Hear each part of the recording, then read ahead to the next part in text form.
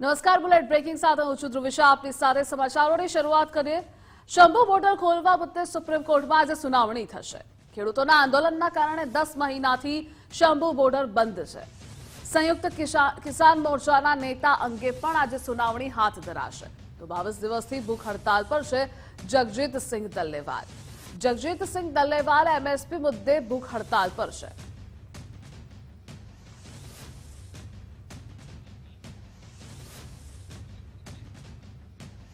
ખેડૂતોનું આંદોલન રસ્તા પરથી રેલવે સુધી પહોંચ્યું. પંજાબમાં આજે ખેડૂતો રેલ રોકો આંદોલન કરશે. પંજાબના 3 જિલ્લામાં ઇન્ટરનેટ સેવા પર પ્રતિબંધ લાદશે. 3 કલાક સુધી ખેડૂતોનું રેલ રોકો આંદોલન યોજાશે.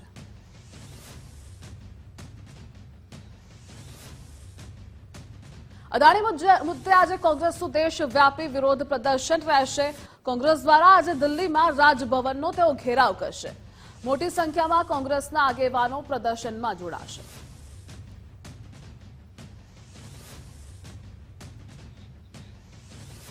મુખ્યમંત્રી ભૂપેન્દ્રભાઈ પટેલની અધ્યક્ષતામાં આજે કેબિનેટની બેઠક મળશે. પીએમ જય યોજના અંગેની નવી એસઓપી કેબિનેટમાં મુકાશે. આગામી ખેલ મહાકુંભ અંગે કેબિનેટમાં ચર્ચા થશે. તો ટેકાના ભાવે ધીમી ગતિએ ખરીદાતી મગફળી અંગે ચર્ચા થશે. શિયાળુ સિઝન માટે સિંચાઈનું પાણી આપવા મુદ્દે ચર્ચા થઈ શકે છે.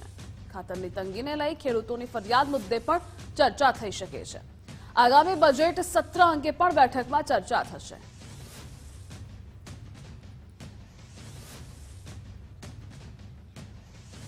પીએમજય માટે રાજ્ય સરકાર નવી માર્ગદર્શિકા બહાર પાડશે. નવી માર્ગદર્શિકાને આજે કેબિનેટમાં મંજૂરી આપવામાં આવશે અને આ મંજૂરી બાદ આરોગ્ય મંત્રી ઋષિકેશ પટેલ એસઓપીની જાહેરાત કરશે.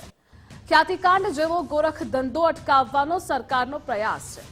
પીએમજય યોજનાનો દુરુપયોગ અટકાવવા નવી એસઓપી તૈયાર છે. તો હૃદય કિડની સંબંધિત સારવાર માટે કડક નિયમો હોવાનો અંદાજ પણ લગાવવામાં આવી રહ્યો છે.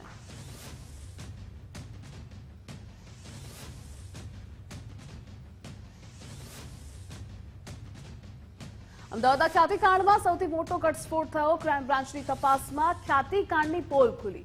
6 આરોપી પાસેથી પોલીસને 1000 કાર્ડ મળ્યા. 1000 કાર્ડ પૈકી 75 કાર્ડ ખ્યાતિ હોસ્પિટલ માટે બનાવ્યાનું ખુલ્યું છે. તો આ મામલામાં ક્રાઇમ બ્રાન્ચે 6 વ્યક્તિઓની અટકાયત કરી છે અને આ 6 આરોપીઓને આજે અમદાવાદ મેટ્રો કોર્ટમાં રજૂ કરાશે. તો અમદાવાદ ક્રાઇમ બ્રાન્ચ તમામ કાર્ડની ચકાસણી કરી રહી છે.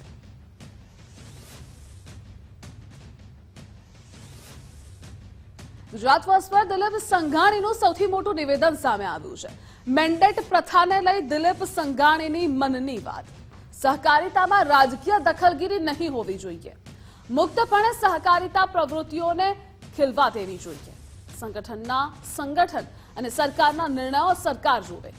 આ માર્ગદર્શન મોદી સાહેબે આપ્યું હતું, જે અનુસરું છું.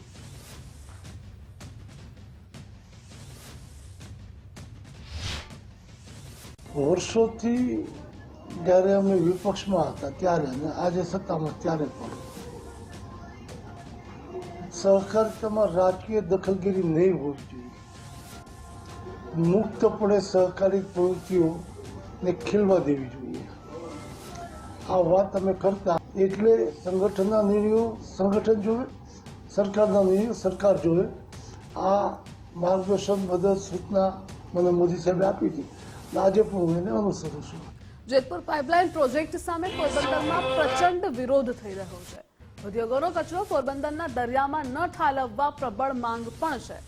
પોરબંદરના લોકોનો પ્રોજેક્ટને લઈ સરકાર સામે ભારે આક્રોશ છે. સરકાર ડીપ સી પાઇપલાઇન પ્રોજેક્ટ રદ કરે તે લોકોની માંગ છે અને પ્રદૂષિત પાણી શુદ્ધ કરી ઉદ્યોગો ફરી યુઝ કરે તેવી પ્રબળ માંગ છે. પ્રદૂષિત પાણીથી દરિયાઈ જીવ અને માછીમારી ઉદ્યોગને પણ સૌથી મોટો ખતરો છે. તો પોરબંદરમાં સ્થાનિકોએ દૂષિત પાણીની વિચિત્ર અંતિમ યાત્રા પણ કાઢી હતી. 1100 દિવસથી પોરબંદરના લોકો આ પ્રોજેક્ટનો વિરોધ કરી રહ્યા છે. અનેક વખત રજૂઆતો કરી છે, છતાં પણ નિવેડો ના આવતા મહારેલી યોજી વિરોધ કરે છે. સરકારના ડીપસી પાઇપલાઇન પ્રોજેક્ટનો સખત વિરોધ થઈ રહ્યો છે. તો પ્રોજેક્ટના વિરોધમાં રાજ્ય અને કેન્દ્ર સરકાર સુધી રજૂઆત થઈ. વોર્ડ નંબર 6-7ના માછીમાર ભાઈઓ બહેનોને જેતપુર મુદ્દે ઉગ્ર વિરોધ છે. જેતપુર સાડી ઉદ્યોગનું ગંદુ પાણી દરિયામાં ન ઠાલવવા લોકોની માંગ છે. નિરાકરણ નહીં આવે ત્યાં સુધી સ્થાનિકો લડત ચાલુ રાખશે.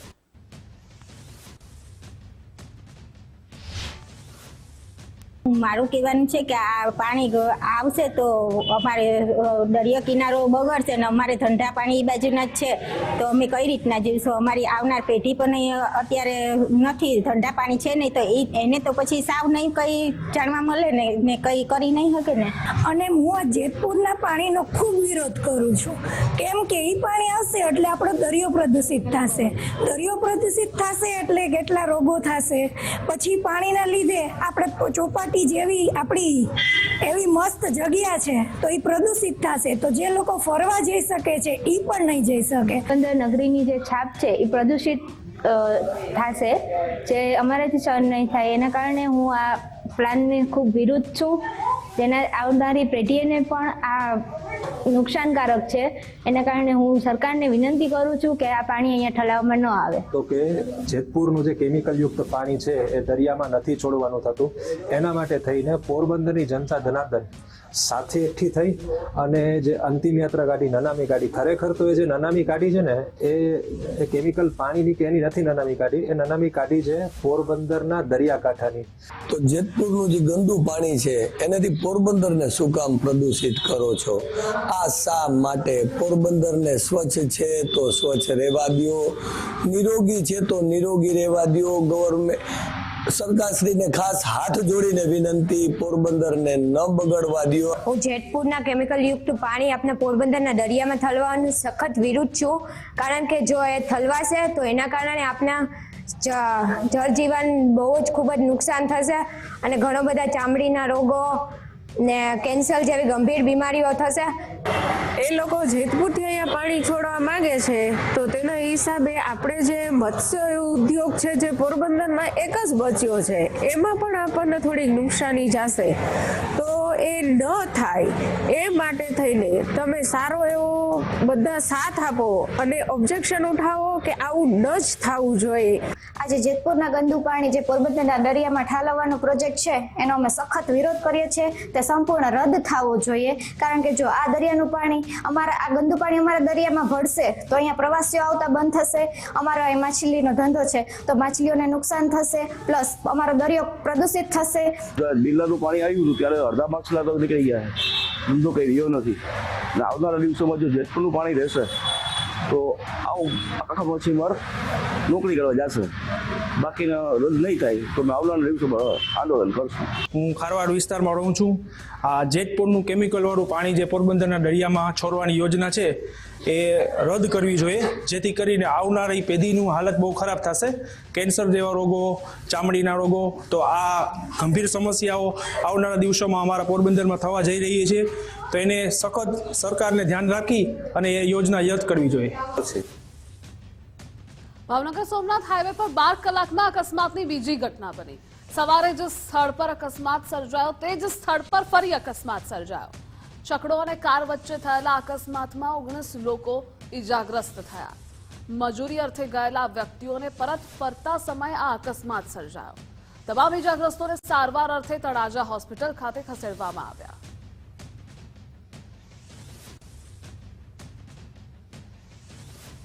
અરવલ્લીમાં બેફામ ડમ્પર ચાલક પર કોઈ બ્રેક જ નથી. યમદૂત બની દોડતા ડમ્પરે એકનો જીવ લીધો. ડમ્પરની અડફેટે બાઇક ચાલકનું મોત થયું. ધનસુરાના રમોસ નજીક આ અકસ્માત સર્જાયો. અકસ્માતમાં એક ગંભીર રીતે ઘાયલ થયો તો પોલીસે ગુનો નોંધી કાર્યવાહી હાથ ધરી.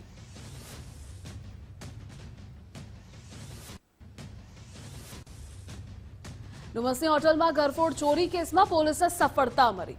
ડુમસ પોલીસે 2 રીઢા આરોપીઓની ધરપકડ કરી. આરોપી અર્જુનનાથ યોગીની દીવ દમણથી ધરપકડ કરી. આરોપી રાજ ખત્રીને અમદાવાદથી ઝડપી પાડ્યો. પોલીસે ચોરીની રકમમાંથી 4 લાખની રિકવરી પણ કરી છે. 5 આરોપીઓએ ₹8.60 લાખની ચોરી કરી હતી, જે પૈકી 3 આરોપી હજુ પણ પોલીસ પકડથી દૂર છે. ચોરીની આ સમગ્ર ઘટના સીસીટીવી કેમેરામાં કેદ થઈ હતી.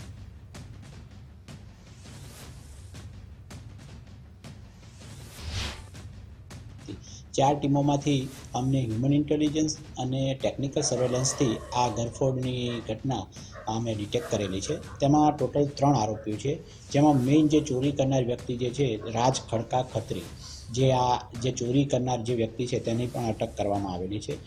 આ ઘટના એવી હતી કે જે સંજય તાપા કરીને ત્યાં આગળ એક નોકરી કરતો હતો. એ વ્યક્તિએ ટીપ આપી હતી કે અહીંયા આગળ શનિ રવિનો આટલો વકરો હોય છે તો પૈસા લેવા માટે થઈને એણે એના મિત્ર અર્જુનનાથ યોગી એને ટીપ આપી અને એણે એના મિત્ર રાજ ખડકા ખત્રી એને ટીપ આપી. આ રીતે આ ત્રણેય એકબીજાની સાથે મળી અને આ ઘરફોડ કરી છે.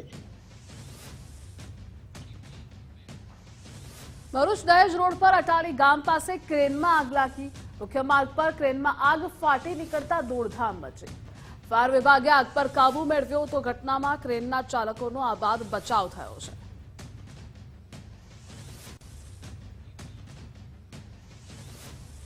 કચ્છના ભચાઉ નજીક ટેન્કર અને ટ્રેલર વચ્ચે અકસ્માત સર્જાયો. ચોપડવા નજીક અકસ્માત થતા ટેન્કરમાં રહેલું પ્રવાહી રોડ પર ફરી વળ્યું. જ્વલનશીલ પ્રવાહીના પગલે રોડ પર આગ લાગી. એક કાર આવી આગની ચપેટમાં. ફાયરની ટીમે આગ પર કાબુ પણ મેળવ્યો હતો. હાઈવે ઓથોરિટી અને તંત્રની કાર્યવાહીથી મોટી જાનહાનિ પણ ટળી છે.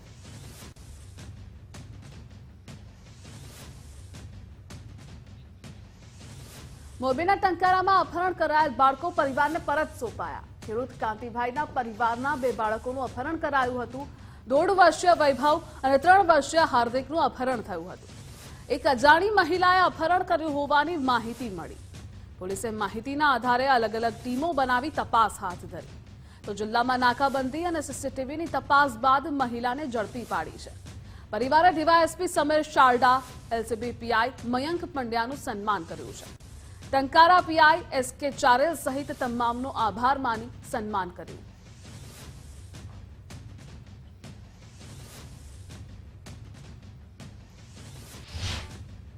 અલગ અલગ સીસીટીવી જોવાનું ચાલુ થયું અને અલગ અલગ ટીમો બનાવીને વોટ્સએપ મેસેજમાં બધું ગ્રુપ મેસેજીસમાં મૂકવામાં આવ્યું કે આ પ્રકારના મહિલા છે એ 2 બાળકો સાથે દેખાય તો તાત્કાલિક પોલીસને જાણ કરવામાં આવે. અલગ અલગ વ્યક્તિ દ્વારા અમને જાણ થતાં અલગ અલગ માહિતી મળતી જતાં આ આરોપીને અલગ અલગ સગળ મળતા ગયા. જેમાં મિતાણા ડેમ જેવા અવરોધ વિસ્તારમાં પણ આ મહિલા છે બાળકોને લઈને ફરી રહી હતી અને આખી રાત મહેનતના અંતે સવારના 5 વાગ્યા આસપાસ આ બાળકો છે એ હેમખેમ એની મહિલા સાથે જ વાંકાનેર સિટી પોલીસને ત્યાંથી સિટી મુકામેથી મળી આવેલ અને આ અપહરણનો ગુનો શોધી કાઢ્યા છે.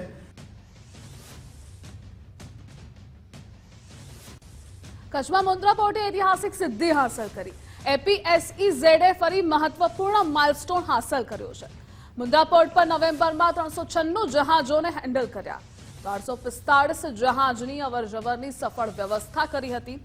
કાર્ગો હેન્ડલિંગ નવેમ્બર મહિનામાં કુલ 36 MMT થઈ.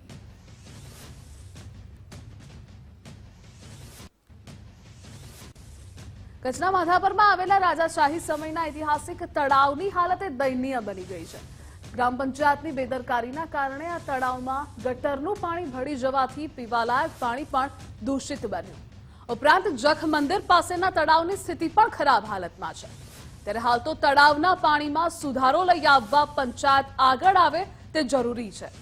ઉલ્લેખનીય છે કે પૈસાદાર ગણાતા માધાપર ગામના તળાવની આવી કપરી સ્થિતિથી અનેક સવાલો થઈ રહ્યા છે.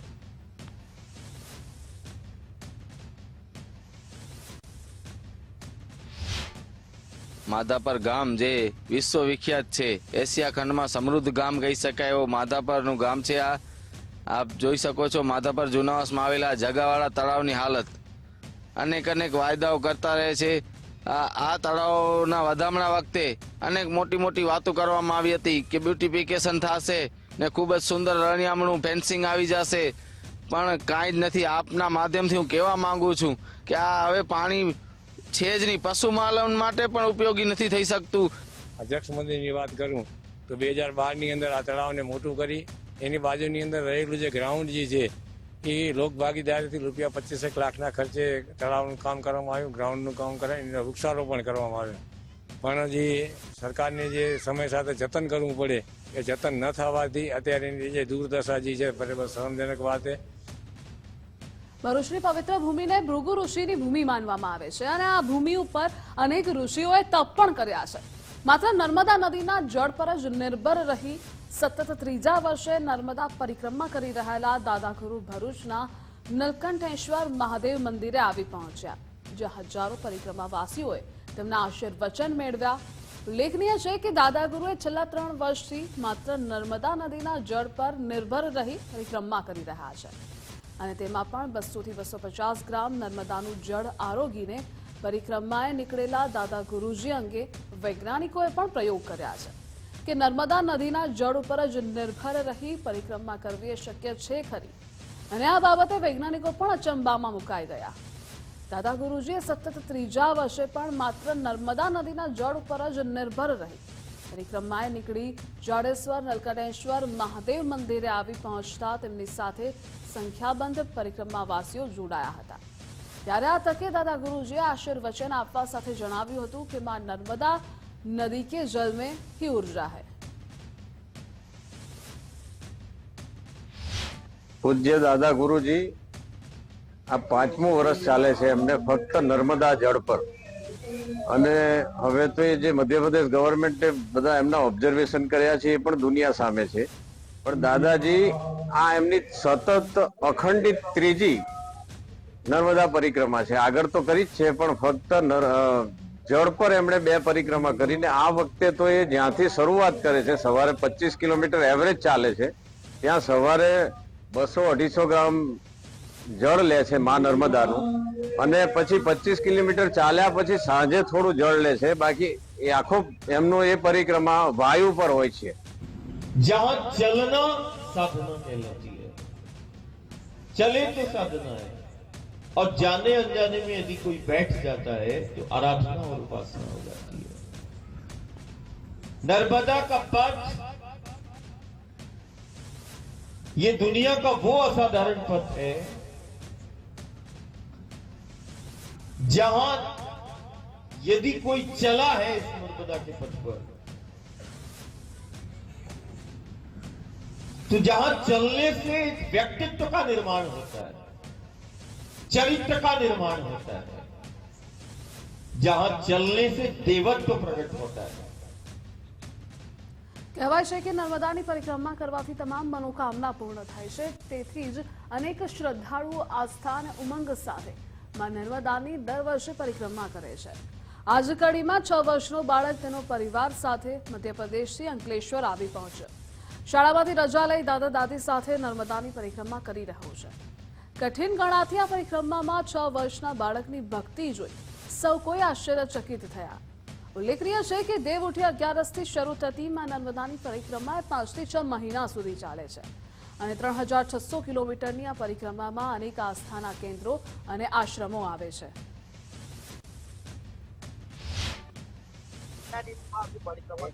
एक महीना अभी तक चले पैदल 500 किलोमीटर.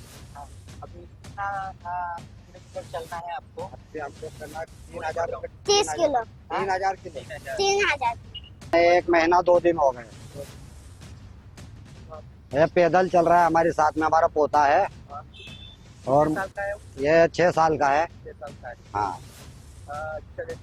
कितना चला अभी तक ये 20 किलो 15 किलो 20 किलो 15-20 रोज चल रहा है डेली.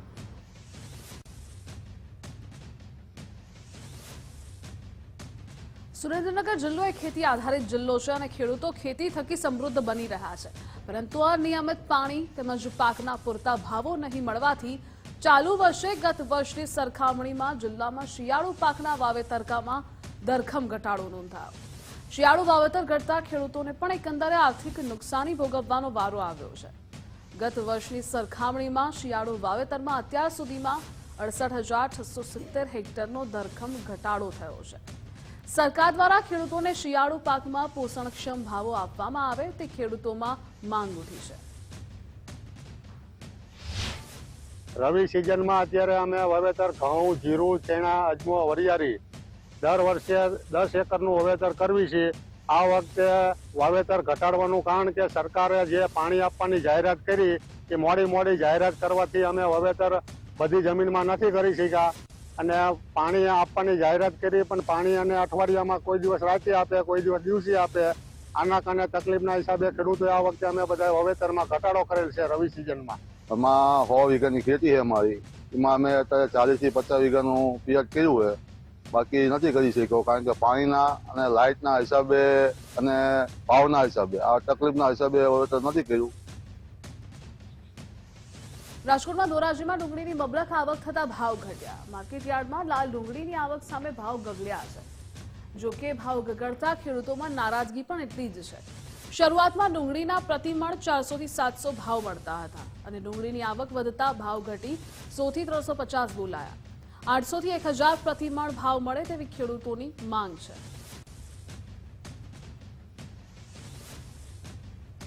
અમદાવાદ મહાનગરપાલિકાની બજેટ રિવ્યુ બેઠક મળી, જેમાં શહેરીજનો પાસે પણ શહેરના વિકાસ માટે સૂચનો મંગાવવામાં આવ્યા.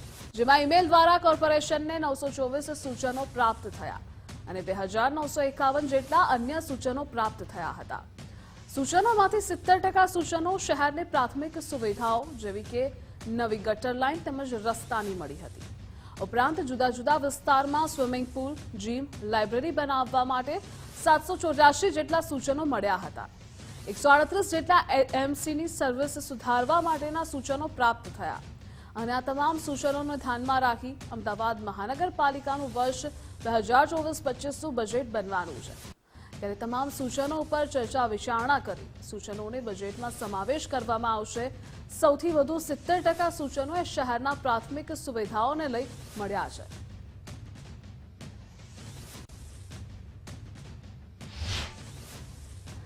દર વર્ષે જ્યારે બજેટની તૈયારી આવે, કોર્પોરેશન દ્વારા જાન્યુઆરી ફેબ્રુઆરી મહિનાની અંદર બજેટ ડિક્લેર કરવામાં આવતું હોય છે, તેમાં નગરજનો પણ જોડાય તે માટે પેપરના માધ્યમથી મેલ દ્વારા એ લોકો પાસે સૂચનો માગવામાં આવતા હોય છે.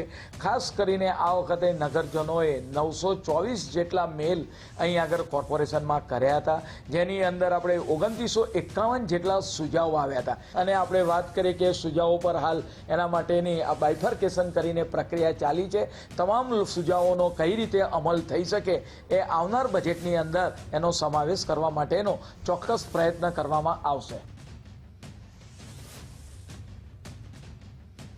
અમદાવાદમાં દર વર્ષે મહાનગરપાલિકા દ્વારા શહેર માટે બજેટની મોટી જાહેરાતો કરવામાં આવે છે. ત્યારે વર્ષ 2024-25 માટે પણ 12,262 કરોડનું બજેટ ફાળવવામાં આવ્યું હતું, જેમાં પાયાની સુવિધાના કામો જેવા કે રોડ, વોટર તેમજ ડ્રેનેજ અને સફાઈ કર્મચારીઓ પાછળ બજેટ ફાળવવામાં આવતું હોય છે. જેમાં સુવિધાઓના કામો માટે જોગવાઈ કરાયેલ 50% બજેટ હજી વપરાયું જ નથી. મહાનગરપાલિકા દ્વારા કોઈ પણ પ્રકારની ચકાસણી કર્યા વગર જ મોટી જાહેરાતો કરવામાં આવે છે. ત્યારે વર્ષ 2024-25ના બજેટમાં કરવામાં આવેલ જાહેરાતો પર જો આપણે નજર કરીએ તો 65 જેટલા કામો સ્ટેન્ડિંગ કમિટી દ્વારા બજેટમાં નવા મૂકવામાં આવ્યા છે, જે પૈકી માત્ર 13 જ કામ સંપૂર્ણ રીતે પૂર્ણ થયા.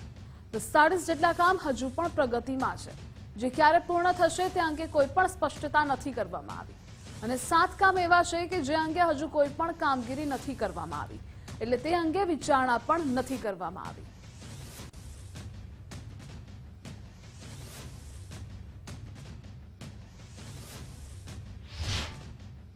કામો છે એ પ્રગતિના કામો છે. દાખલા તરીકે મેં કીધું અર્બન હાઉસ બનાવવાનું હોય તો અર્બન હાઉસનું વર્ક ઓર્ડર અપાઈ ગયા પછી એની કામગીરી ચાલુ હોય. તદુપરાંત લોટસ પાર્ક બનાવવાનું આયોજન કરવામાં આવ્યું છે. તદુપરાંત પ્રાઇમરી સ્કૂલો બનાવવાનું આયોજન છે કે જ્યાં લોંગ ટર્મ, જેને બનતા 1 થી 2 વર્ષ જેટલો સમય લાગે છે.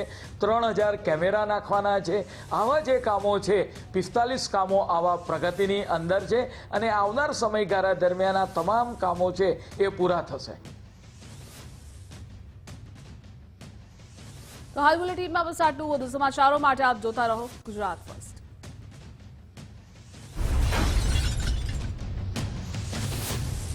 अरे हटा, कब घटा